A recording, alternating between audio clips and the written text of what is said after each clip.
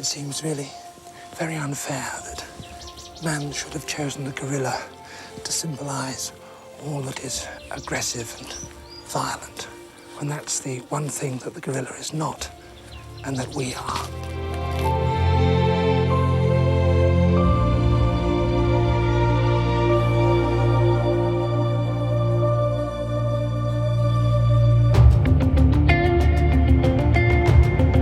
প্রায় এক শতাব্দী ধরে একটি কণ্ঠ মানুষকে পরিচয় করিয়ে দিয়েছে পৃথিবীর বিস্ময়ের সঙ্গে। একটি কণ্ঠ যা বন্যপ্রাণীর গল্পকে শুধু টেলিভিশনের অনুষ্ঠান নয়, মানুষের চেতনার অংশে পরিণত করেছে। তিনি ডেভিড অ্যাটনবরো, প্রকৃতির গল্প বলা এক মানুষ, যিনি আমাদের শিখিয়েছেন এই পৃথিবী শুধু মানুষের নয়।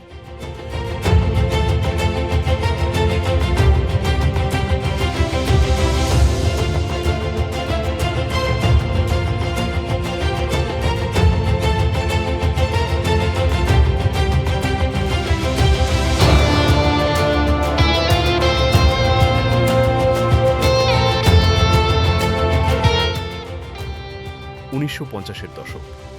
টেলিভিশন তখনও পৃথিবীকে এত কাছ থেকে দেখাতে শেখেনি। সেই সময়ে শুরু হয় অ্যাটনবরোর যাত্রা। দূরবর্তী জঙ্গল, আগ্নেয়গিরির ঢাল, সমুদ্রের গভীরতা, অজানা প্রাণী আর অবিশ্বাস্য সব অভিযানে ভরা ছিল তার পথচলা। মোবাইল ফোন ছিল না, স্যাটেলাইট যোগাযোগ ছিল না, অনেক জায়গায় পৌঁছানোর নিরাপদ ব্যবস্থাও ছিল না। তবু ক্যামেরা কাঁধে পৃথিবীর এক প্রান্ত থেকে আরেক প্রান্তে ছুটে গেছেন তিনি। তারপর আসে একটি সিরিজ, যা শুধু তার জীবন নয়, বদলে দেয় পুরো টেলিভিশন ইতিহাস, life on earth. I wanted to do a series which would tell the development of the history of life. One of the most remarkable television series ever produced. People just had not seen anything like this.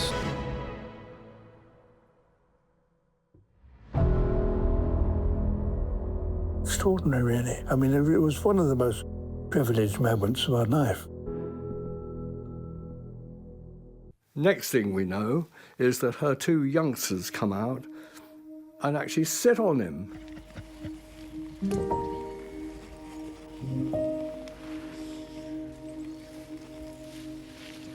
There was a moment when you barely only saw the top of David's head, literally. And my jaw dropped. I mean, everyone's jaw dropped. Didn't expect this at all.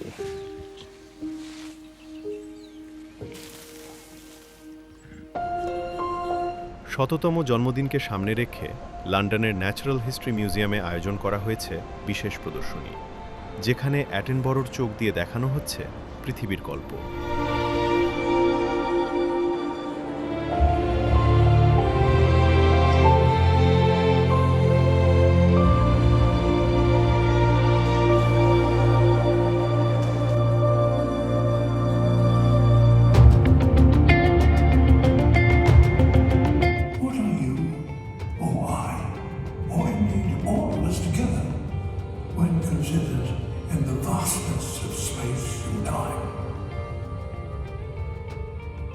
What is our place in all of this? What is our purpose? What is our story?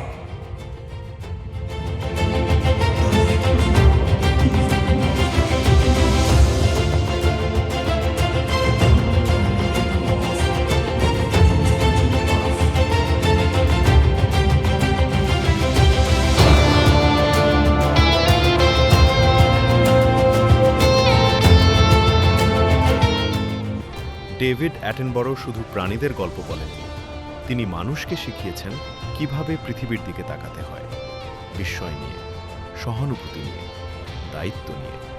এক শতাব্দীর দোরগোড়ায় দাঁড়িয়ে তার সবচেয়ে বড় অর্জন হয়তো পুরস্কার নয়, বরং কোটি কোটি মানুষ যারা তার কাছ থেকে শিখেছে প্রকৃতিকে ভালোবাসতে।